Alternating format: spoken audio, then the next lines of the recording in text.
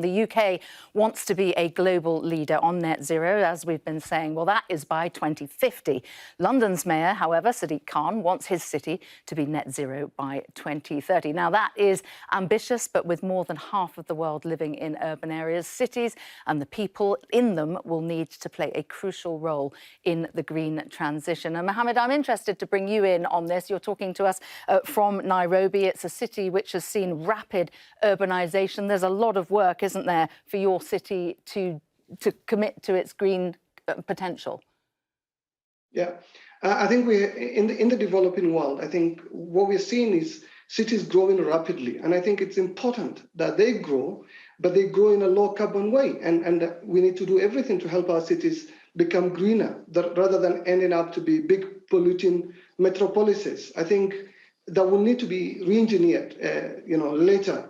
And so I think it's important for us to get this message through, that the way we've approached cities, we need to change our mindset about them. We need to change the design of our cities. I think people living and working together can help reduce emissions. And so what we need to do this time is create cities with a mixture of homes, shops and workplaces that are close to our commuting and shopping trips, so that we can have them shorter, and we can actually be able to get to places by walking, by cycling, and having an effective public transport.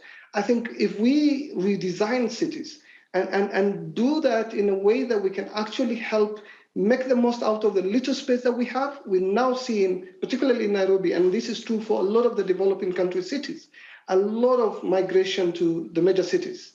And so space is scarce. And so what we need is modern blocks of flats that are efficient use of space, that can also be quite energy efficient. And if we build this with the right materials, with proper insulation, I think we can get our cities greener and help them contribute to the global efforts to tackle climate change. Jen, I just want to bring you in here, talking about Sadiq Khan. He thinks he can go net zero by 2030. Is that just a gimmick, or can he do it? It's a tall ask, but cities are absolutely crucial. They're about 70% of global emissions. And if you think about cities like London, we tend to build on coastlines and around big rivers. And that's a big problem when we have sea level rise and flooding. So building resilience in cities is just as important as net zero. And it can't be overlooked when we're talking about cities and climate change.